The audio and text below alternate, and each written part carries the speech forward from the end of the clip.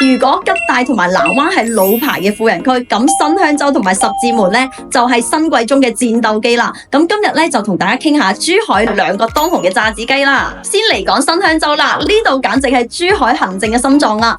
政府單位嘅扎堆，辦事效率拉滿啦。香山湖公園可以散步，山姆都可以掃貨，日常生活係非常之方便噶。仲有埋文員啦、鳳凰啦呢啲天花板嘅名校加持，真係吸引咗一批嘅公務員啦、高資家庭同埋為仔女博學位嘅家長。高峰期嘅樓價飆到5萬幾一方啊，而家企穩都係3、4萬左右。學位同埋成熟嘅配套雙重包袱真係非常之保值啊！再嚟睇十字門啦，呢度就係行政策風啦，挨住橫琴同埋澳門嘅 CBD 啊，直駁港珠澳大橋，規劃全部係行國際路線噶，吸引咗一大批嘅港澳通勤族啦，同埋金融精英嚟置業。